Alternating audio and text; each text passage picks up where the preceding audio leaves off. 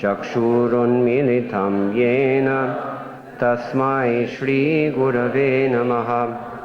श्रीचैतन्यमनोभीष्टं स्थापितं येन भूतले स्वयं रूप कदा मह्यं ददाति स्वपदान्तिकं। वन्देऽहं श्रीगुरोः श्रीयुतपदकमलं श्रीगुरुन् वैष्णवांश्च श्रीरूपं साग्रजातं सहगण रघुनाथान्वितं तं सजीवं साद्वैतं सावधूतं परिजनसहितं कृष्णचैतन्यदेवं श्रीराधा कृष्णपादान् सहगण ललिता श्रीविशाखान्वितांश्च। हे कृष्ण करुणा सिन्धो दीनबन्धो जगत्पते गोपेश गोपिकान्त राधाकान्त नमोऽस्तुते। तप्तकाञ्चन गौराङ्गी राधे वृन्दावनेश्वरी वृषभानुसुते देवी प्रणमामि हरिप्रिये। वाञ्छाकल्पतरुभ्यश्च कृपासिन्धुभ्य एव च पतितानां पावनेभ्यो वैष्णवेभ्यो नमो नमः। जय श्री कृष्ण चैतन्य प्रभु नित्यानंद श्री अद्वैत गदाधर श्रीवासादि गौर भक्त वृंद। हरे कृष्णा कृष्णा कृष्णा हरे हरे, हरे Ram Ram Ram Hare Hare. Hare Krishna. Tonight we will be speaking from Srimad-Bhagavatam as it is, translation and commentary by His Divine Grace, A.C. Bhaktivedanta Swami Prabhupada, founder and Acharya of the International Society for Krishna Consciousness. Srila Prabhupada ki jai. This is a very important text, number 19 of the 7th chapter, and I will try to make a few comments based mainly on those given by Srila Prabhupada, of course, also Srila Vishwanath Chakravarti Thakur. Generally, Srila Prabhupada's Bhagavad-gita purports follow those of Baladev Vidyabhushan, so maybe we can say a few words about that as well. So, we'll begin with the Sanskrit. Bahunan janmanamante Gnanavan mam prapadyate Vasudeva sarvamiti Samahatma sudurlabham.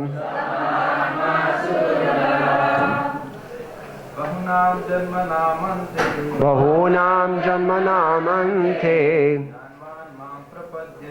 Gnanavan mam prapadyate Vasudeva sarvamiti Samahatma sudurlabha. Bahunam janmanamante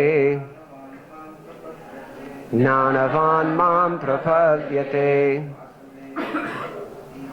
Vasudeva sarvamiti Samahatma sadurlabha. Bahunam janmanamante Jnanam gurayate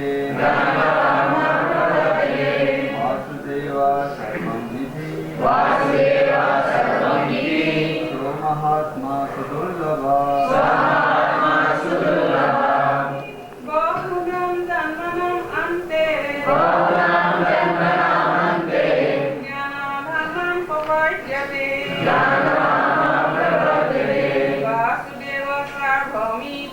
Vasudeva sarvamiti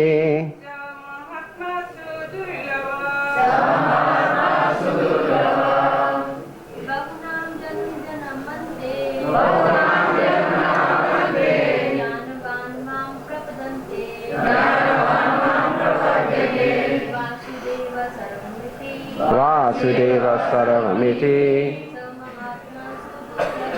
Samahatma Sudurlabha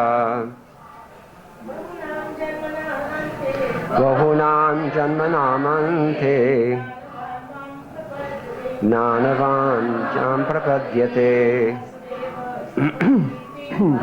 Vasudeva Sarvamiti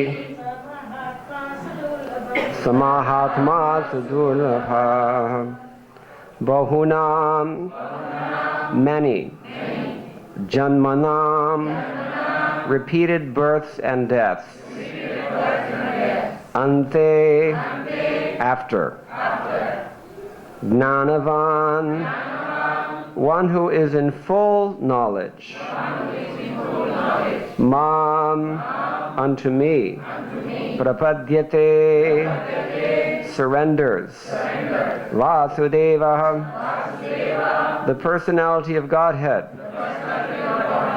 Krishna Sarvam everything Iti thus Sah that Mahatma great soul Sudurlabha very rare to see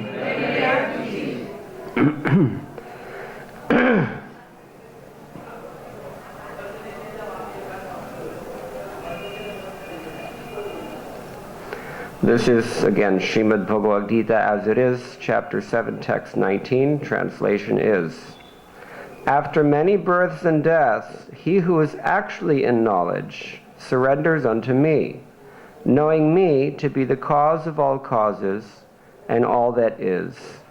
Such a great soul is very rare. Purport by Srila Prabhupada. Beautiful purport. He says, the living entity, while executing devotional service or transcendental rituals, after many, many births, may actually become situated in transcendental, pure knowledge that the Supreme Personality of Godhead is the ultimate goal of spiritual realization. In the beginning of spiritual realization, while one is trying to give up one's attachment to materialism, there is some leaning towards impersonalism. But when one was further advanced, he can understand that there are activities in the spiritual life, and that these activities constitute devotional service. Realizing this, he becomes attached to the Supreme Personality of Godhead and surrenders to Him. At such a time, one can understand that Lord Sri Krishna's mercy is everything, that He is the cause of all causes, and that this material manifestation is not independent from Him. He realizes that the material world to be a perverted reflection of spiritual variegatedness, and realizes that in everything there is a relationship with the Supreme Lord, Krishna. Thus he thinks of everything in relation to Vasudeva, or Sri Krishna. Such a universal vision of Vasudeva precipitates one's full surrender to the Supreme Lord Sri Krishna as the highest goal. Such surrendered great souls are very rare. This verse is nicely explained in the 3rd chapter, verses 14 and 15 of the Shvetashvatara Upanishad.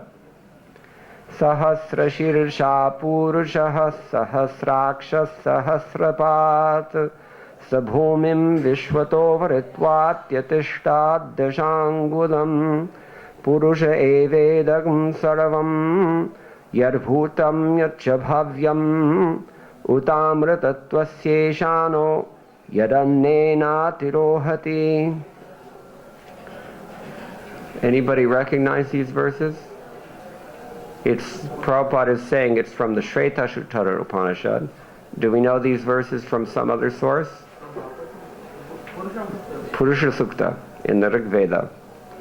Famous verses. We use these verses when we worship the deity.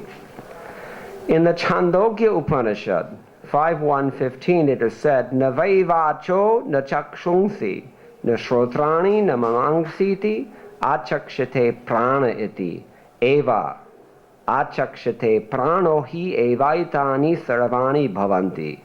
Which means, in the body of a living being, neither the power to speak, nor the power to see, nor the power to hear, nor the power to think is the prime factor.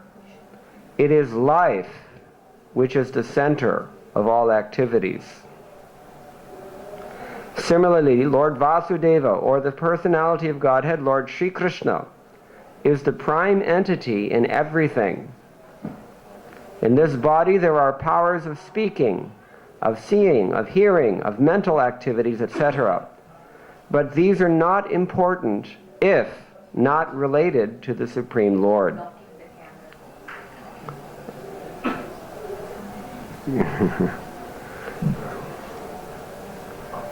And because Vasudeva is all-pervading, and everything is Vasudeva, the devotee surrenders in full knowledge.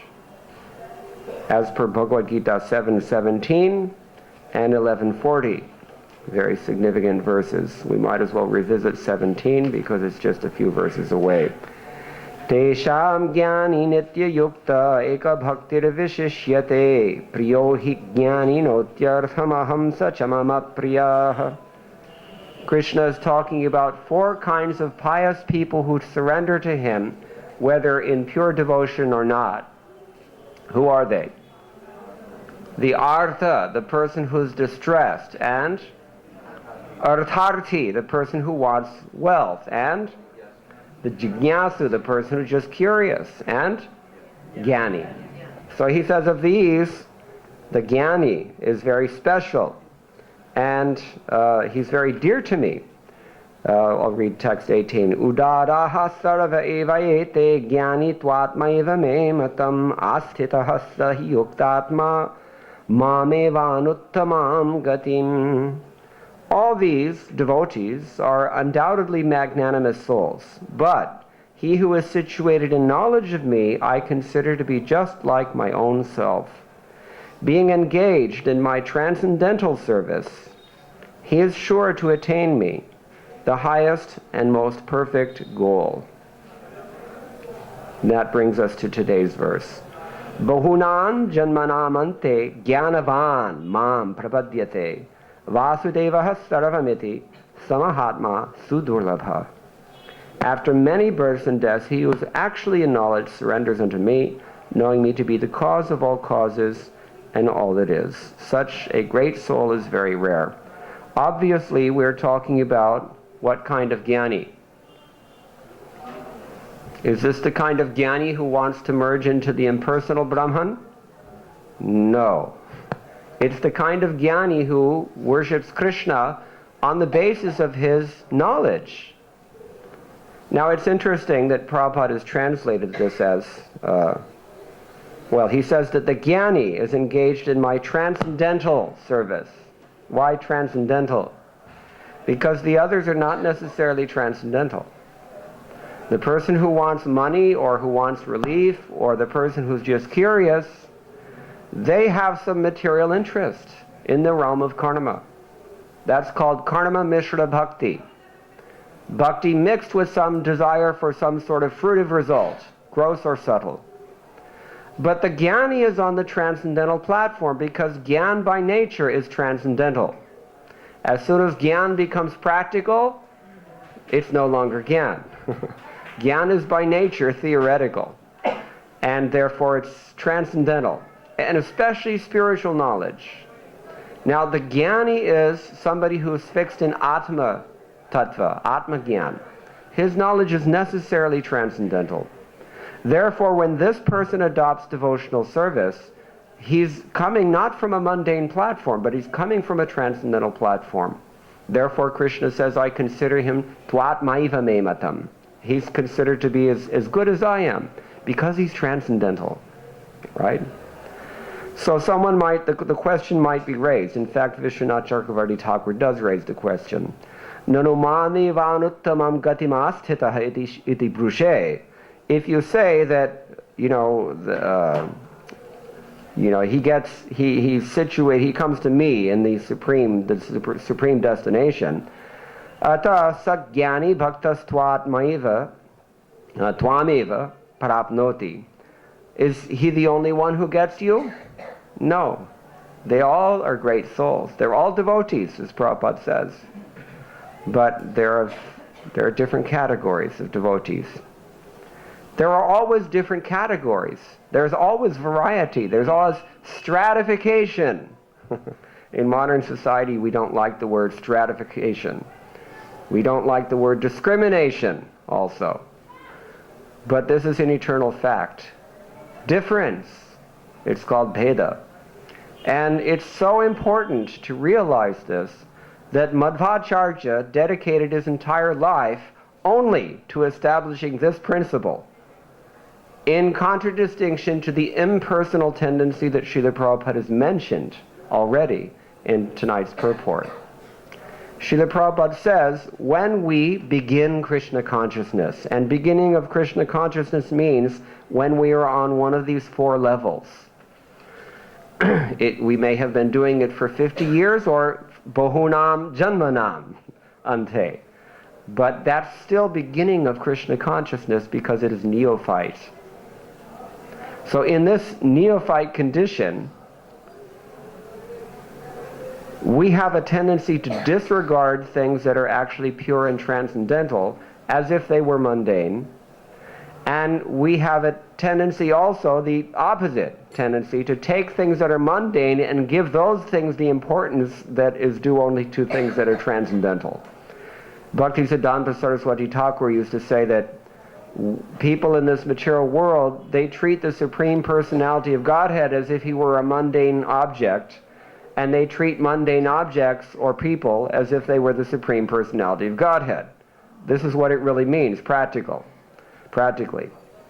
So, first thing, it is not only the jnani. Just because Krishna singles him out as being transcendental in his approach, and also says he's verily myself, and says he's also very dear to me. These three things he said already. But that doesn't mean that only the jnani is going to attain him. They all attain him. But therefore the question is raised here. Kintu kitaya samayad anantaram sa jnani bhakta adhikari bhavati ityata aha bahunam iti. He speaks this verse to show us, when does this person attain to Krishna? Even the jnani who is coming from a transcendental platform to begin with, he takes many, many, many births.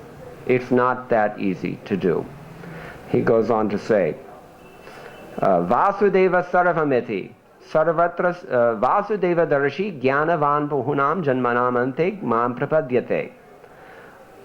One surrenders unto Krishna full in knowledge when he sees nothing but Vasudeva. Vasudeva darshi. He doesn't see anything except Vasudeva. Do we see things other than Vasudeva? Yes, we do. We do. We certainly do. That's what I just described. We see mundane things and we regard them as highly as one should regard Vasudeva. And we treat Vasudeva as if he were something mundane and neglectable. That is, in fact, one of the offenses against the Harinam that we sing every morning from Padma Purana. So, this is an important point. Now, Tadrisha sadhu yadrichika sangavashat, out of association of those sadhus who are appropriate to elevate one, such a person, mat prapatim prapnoti, such a person actually gets to the stage called prapatti. What does prapatti mean? Sharanagati. It means surrender. Surrender unto Krishna. That's what he's talking about here. And of course we know Sharanagati has 6 divisions. I don't think we have time to go into that now. But presumably most of you are familiar with that. So, Sacha Jnani Bhakto Mahatma Susthira Chitta. Such a person, the Jnani Bhakta, that is to say, not exactly Jnana Mishra Bhakta, but the Bhakta who's tinged with Jnana still, or the bhakta who is qualified by jnana, we might say. What is his symptom here mentioned? Susthira chitta. Susthira chitta. Unmovable. He's absolutely fixed in his consciousness. He's not bewildered. Raise your hand if you sometimes become bewildered. You don't have to raise your hands. We all know where we stand. And it is the glory of Bhakti Devi, and it is the mercy, as Prabhupada mentions in his own purport here, which we'll review in a moment. It is the mercy of the Lord that he gives us the occasion to recognize when we are conditioned. And in fact, when one is advancing in devotional service, it really is just a process of revelation of how conditional I am, and therefore how conditioned I am. That's actually mercy, but it's we might call it tough love because it hurts. When we have to see something about ourselves that's not very flattering, it's a little painful. And sometimes sometimes the only way to learn something is to suffer. Have you ever suffered? Well, we've all suffered. So, how many people have been, you don't have to raise your hands, have you been traumatized? He said very nicely the other day in class, I mentioned also, when you put a fork, especially a wet fork, in the electrical outlet and you hold on to it, you will have an experience that is called an epiphany. It's a wake-up experience. It brings you to a whole new level of realization of what it means to be electrocuted. We can speak about it in physical terms. We can speak about it in biological terms, those who are doctors. We can speak about it in any number of theoretical ways, but it means something absolutely different once you actually get that electrical shock. Therefore, we sometimes have to suffer. Not sometimes, everybody suffers in life. Everybody has to go through suffering. This place is characterized by suffering. And that suffering is also mercy, as we mentioned earlier. Because it brings us to realize that, we talk about very transcendental things. It's very high, the things that we speak about.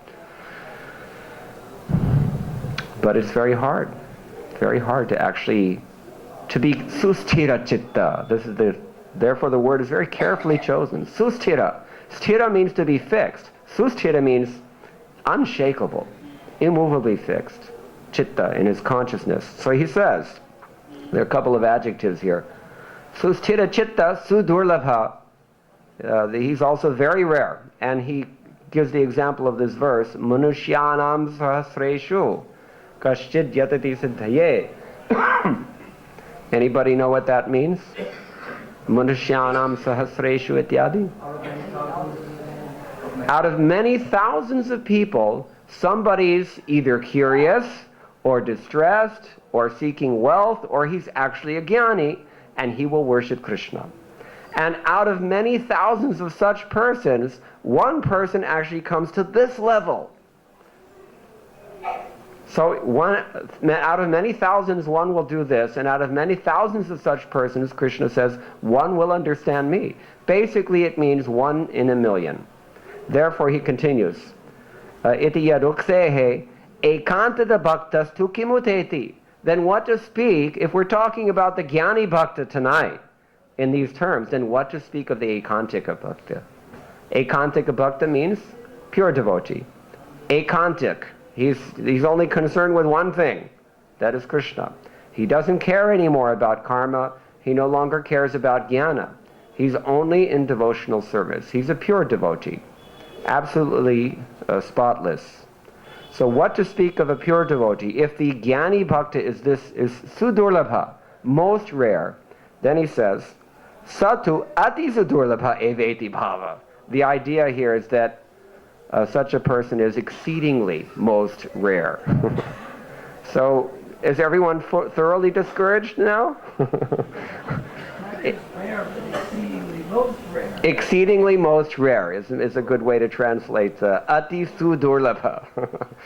Durlabha, labha, labhate means you get something. Durlabha means it's not easy to get. So that's one form of rarity all of it. Sudurlabha means it's exceedingly very. And then ati sudurlabha, it's off the charts. It's off the charts. Therefore, he mentioned this morning in the class, Shachinandan Maharaj, I also mentioned the other day that Ashabantha, Samutkanta, these are the signs of what we call Bhava Bhakti.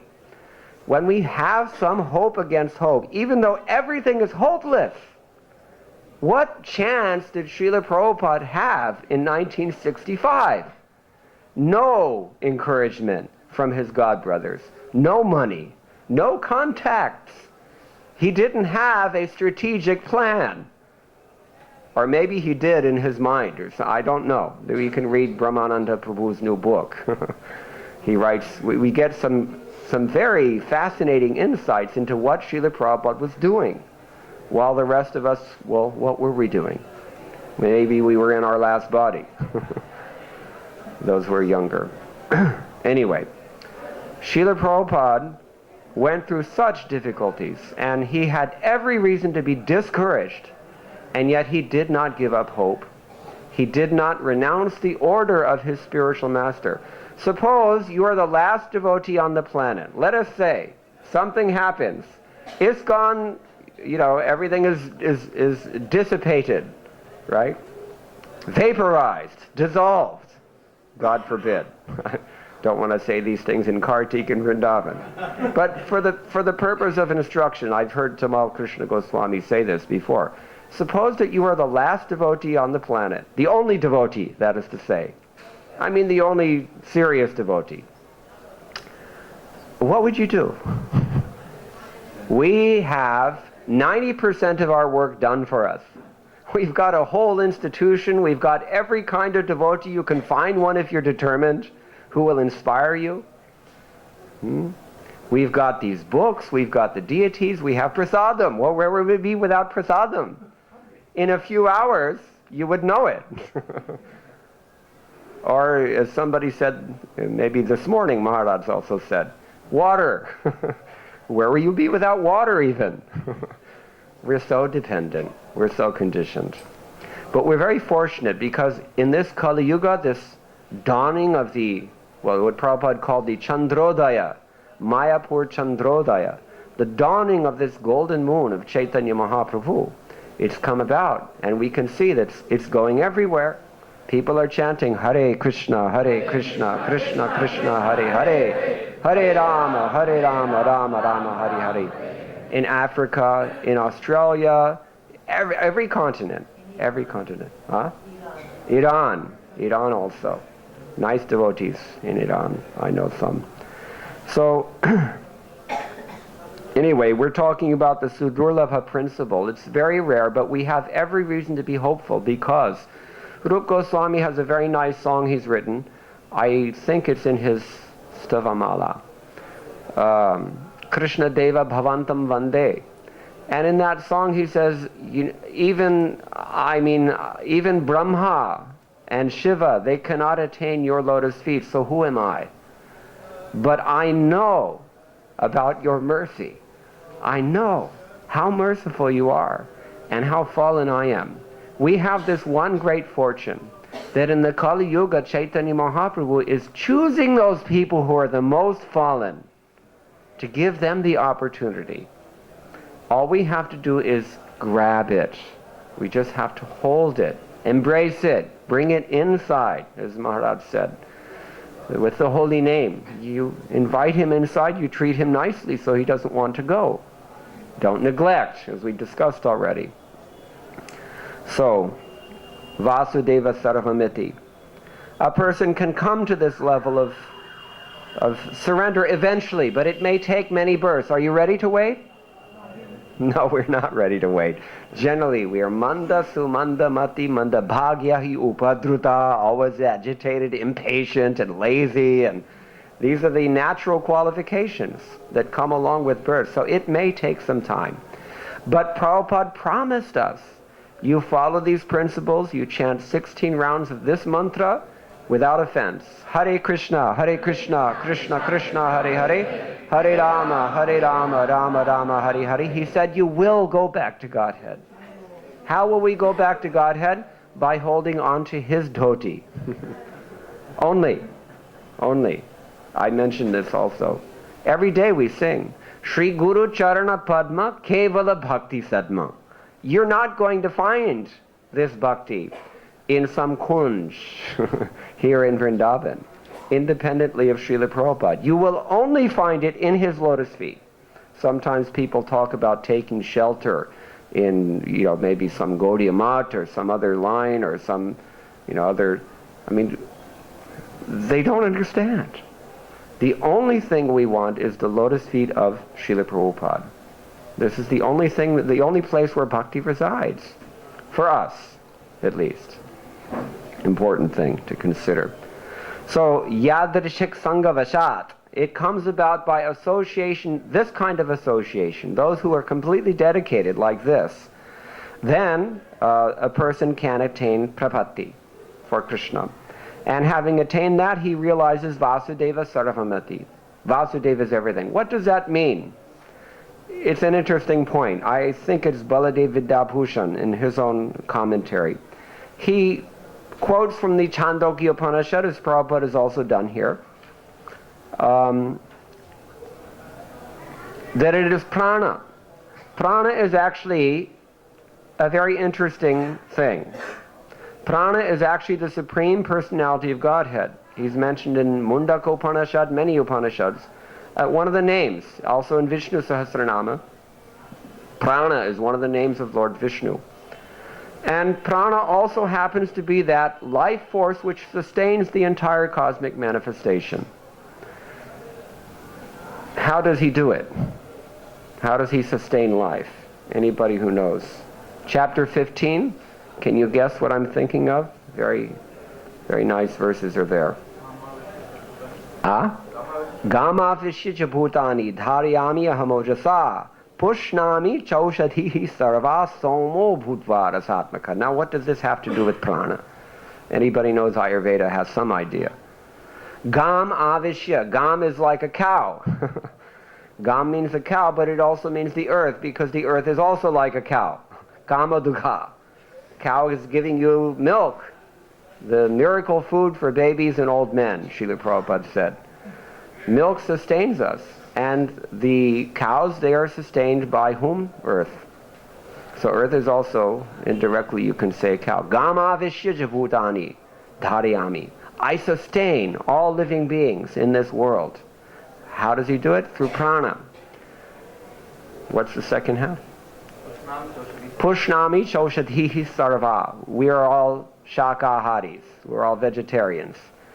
So who puts the nutrients into the things that we eat? Who gives us the digestive power to process those things and turn them into the energy that we require? This is prana. This is prana. And how does prana circulate throughout the body? Soma. Therefore he says somo. Chosiji sarva somo bhutva rasatmakaha. They become rasatmaka. Rasa means the elixir of life. Physical properties we're talking about. This is not transcendental knowledge. This is how the material world works. We can digest things, and the things that we digest have their potency innate within them, to the extent that prana is allowed to permeate them. And that prana is facilitated through soma. Soma is what? The moon. There are three energies in this world. There's the sun, that's the fire, basically, Agni, Soma, and Vayu. Movement. You see? The sun in the modern world, when we're so burnt by so many technology, mainly electricity, electromagnetic frequencies, and so many things, it's very easy to get singed in this world. Therefore, soma is so important for us, because soma represents the nourishing, cooling properties of this universe, like milk. Somo bhutva rasatmaka. I become soma, Krishna says. Somo bhutva rasatmaka. And I make these vegetables full of rasa that you require, and I infuse them, and then aham vaishvanaro bhutva praninam dehamashritah prana apana, what is it? Samayukta pachami annam chaturvidham. Through prana, again, I help you to digest these things also. I become the fire of digestion within. You can, not only you can, I mean, my mother had this disease. She could eat anything, but she could not derive nutrition from it. It was a digestive disorder. So, if you can digest what you eat, it's Krishna's mercy. Don't take it for granted. Don't think that you can just put anything in there. Some of the things I see people eat. I've been on an Ayurvedic diet for many years now, and it's just, it completely, it just astonishes me to see what people do to themselves. And it doesn't last. Yeah, I mean, you end up needing dialysis in after some time. Anyway, this is Krishna's energy. This is Krishna as prana. Prana. Very, very important thing. So, he says, he's quoting the Chandogya Shruti, and also he skips ahead to chapter 11, text number 40, which Prabhupada dutifully mentions at the end of his purport. So let's go and take a look at that. Sarvam samapnoshi tatosi sarvaha. You are all pervading, and therefore you are sarvaha, everything. This confirms Vasudeva Sarvam Iti. And how is he all pervading? According to Vishwanath Chakravarti Thakur, he's all pervading through prana. Pranena. Now, let's see what Srila Prabhupada has done with this. This is the background, at least given by Vishwanath Chakravarti. Srila Prabhupada is largely following Baladevi Dabhushan. But please, let's manage our cell phones. Let me set the example. Okay? Yeah, done. Srila Prabhupada says here, he has a very unique vision of this. He, instead of talking about prana so much, because that's kind of scientific or metaphysical or cosmological, you might say, he looks at it more in devotional terms or in emotional terms.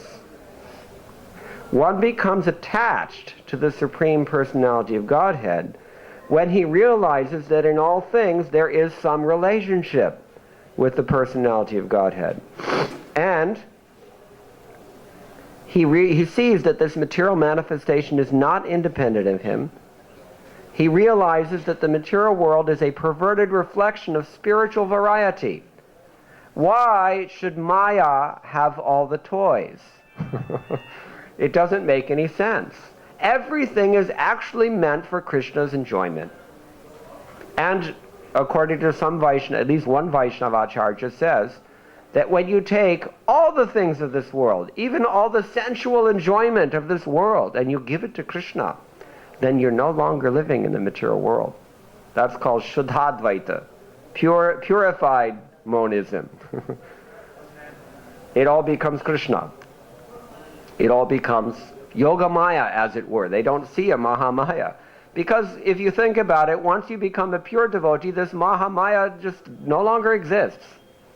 In his commentary on the Chatushloki Bhagavata, Srila Jiva Goswami comments in this way, that when one is absorbed in Mahamaya, he cannot have the realization of someone in Yogamaya.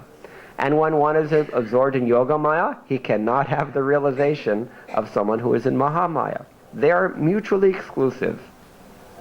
That's a big topic, but the idea here is that we should see that everything here is actually meant for Krishna's enjoyment. And all the variety of this world is a manifestation of Krishna's enjoyment, but in a perverted way. In a perverted way. Therefore we call sex desire adirasa. Adirasa. Why? Because it is actually the basis. Whether you're in the spiritual world or in the material world, it makes no difference. We also call this world Devi Dham. What does Devi Dham mean in the Brahma Samhita? Devi Dham. Yeah, Durga is running things, but generally women also run things. Ultimately, if you think about it, sensitively, you can see this. So you're in the material world or you're in the spiritual world, you've got to serve the females. Because this is the absolute truth. Do you catch me? what I'm saying? You cannot have material enjoyment without the female in this material world. That is a fact. Therefore they're called stri. They expand this field of material enjoyment. In the spiritual world, it's also not going to happen. If you try to come with the pure masculine energy, that's valid, but there's no enjoyment then. You see? He wants his Radhani Shakti. Let me give you an example. We were talking this afternoon, one South Indian devotee and I, about Madhvacharya's Dwadasha Stotra. In his Dwadasha Stotra, he writes one verse, very beautiful verse. Ostensibly, he's glorifying Ajita, Narayana, the Supreme Personality of Godhead. But how does he do so? He spends 90% of the verse glorifying Lakshmi Devi instead. He says, Srishti, Sthiti, Pralaya, Sadhana, Pralaya Sarga, Mahavibhutehe, Vritti, Prakasha, Niyama, Avriti, Bandha, Mokshaha. Yasya apanga lava matratar urjita sa shrir yat kataksha balavati ajitam namami. Who is she? Lakshmi. She is such a personality that by her mere sidelong glance she can affect the creation of these universes, their sustenance, their ultimate destruction. Sarga, the subsequent creations, Mahavibhuti, the great wonders that intoxicate us all in this material world, the great fascinations that we find. Mahavibhute Vritti, your occupations, your engagements, whatever it is that you can or do. Vritti Prakasha, your illumination. Niyama, your discipline, your rules, the laws. These things are all coming from her. Avriti Bandha Mokshaha, when you're covered over, that's also coming from her. Bandha Moksha, bondage, liberation, all of it extends from her sidelong glance. Therefore he says, I worship this Ajita, whose Shri is affecting all this. So what does it say about Ajita? He's not really Ajita, is he? He's Jita. That brings us to Jayashri. Jayashri. Who is Jayashri? It's a common name in North India, especially Gujarat. So Jayashri means that form of Srimati Lakshmi Devi who conquers even Shri herself. Think about this. Ananda Chinmaya Rasa Pratibhavatabhis Tabhirya Evan Jarupataya Kalabhihi. What does it mean? In the spiritual world, Lakshmi Sahasrashata Sambhrama Sevyamanam. Thousands of Lakshmis are scurrying about, busily engaged in the service of Govinda. How do they do this? Srimati Radharani expands as Lakshmi Devi in exactly the same way that Krishna expands as Narayan Adi Vigrahas. And she has her expansions here in Vrindavan. Lakshmi Devi is living near, just across the river in Bilvavan. Eternally, we heard this morning, she's here. Right? Shrayata Indira. And Vrinda Devi is there, near Nandagaon. And Yogamaya is in Radha Govinda temple. These are her kalas. Lalita Vishaka we have here in their own house. And many, many, many others. All of them are worshipping Krishna. And we have to get their mercy. We heard this morning. We have to beg from them, and then they will share. Some degree they will empower us with this Ladani Shakti. We can also render some pleasing service unto the Lord if that's what we want. Otherwise, if you want the other side, then, namastasyai, namastasyai, namastasyai, namo namah.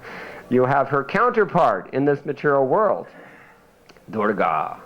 And it's interesting, a very similar verse we find, Srishti Sthiti Pralaya Sadhana Shakti Reka Chaiva Yasya Bhuvanani Vibharti Durga. Very similar. They work the same way. The mechanics of Yoga Maya and Mahamaya are almost indistinguishable. Therefore, avajananti ma mudha. This is, in the beginning we mentioned, people take Krishna to be something mundane, they take the mundane to be transcendental. Because they work the same way. So, When one appreciates this principle that Prabhupada is speaking about, that actually all variety is meant for Krishna's enjoyment ultimately, then he is in full knowledge. Then he can surrender. Then he gets prapatti, as we said. Now, there was something he said that was very, very deep. At such a time, one can understand that Lord Shri Krishna's mercy is everything. Why does he mention mercy when his acharya is speaking about prana? Where does mercy come in here? This is something that we get from Srila Prabhupada. Generally, Srila Prabhupada's purports, he always very closely, faithfully represents the predecessor acharyas. And in this purport also he's done so. But sometimes we see that he adds something that only he could see for today's context. If you want a better example, look at chapter 4, text number 10. He lists the 3 things that keep us from surrendering. Does anybody know that verse offhand? Vita, Raga, Bhaya, Krodha? Yeah. Yes. So what are the 3 things that Prabhupada's purport? I already told you to turn it off. What are the 3 things that Prabhupada dilates on in his purport? Attachment to the mundane. Those are the ones who want to worship Durga or they want to steal from Durga. Either way. Yobhunte stena evasa. You have two varieties. That's called punya and papa. And generally in the modern world it means papa, and in the traditional world it means punya. That's how we can categorize karma. Then you have, what is the next one? Vita, raga, bhaya. What are we afraid of? What does Prabhupada say there? Anybody know that purport? It's very deep what he says. He says we are afraid of our own identity. Do you know who you are? No, you don't. In the material world, we don't know who we are. Do you know who you are in the spiritual world? Well, you may or may not. I'm not going to judge that. But Srila Prabhupada, he explains this at some length in that purport, and he repeats many times the same points. We are afraid of the idea of retaining personal existence in this absolute eternal world. We are afraid of the idea that he mentions in tonight's purport, that all this variety of the material creation is actually ultimately spiritual. That scares us. It scares us. And therefore people take to impersonalism, or worse still, they take to Buddhism. Buddhism is so popular now because, after all, who's going to argue with Shanti in today's world? I mentioned already, we're so singed by the pungent nature of modern life that everybody needs some time out. Time out means nirvana. Actually, it's not just time out, it's snuffing out. Therefore, Prabhupada rightly says, what was the word he uses for this? Spiritual suicide, yeah, that's another one he says. I don't remember just... Huh?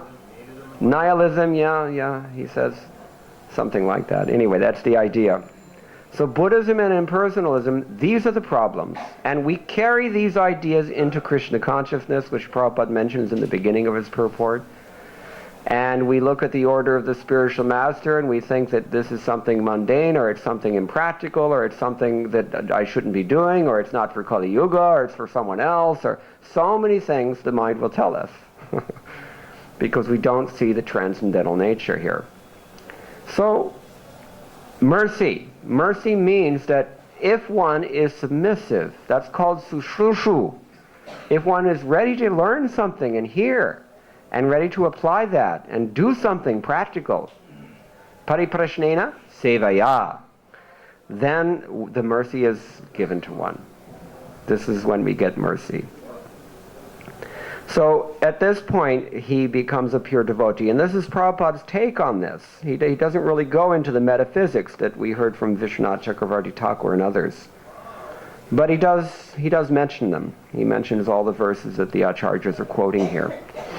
So these are just a few things we can think about this. As I said, I hardly touched on Baladev's commentary. Has a whole new realm of meaning as well, but I think that it's adequately represented in Srila Prabhupada's purport, as usual. Does anybody have any questions or comments on this? It's now 6 o'clock.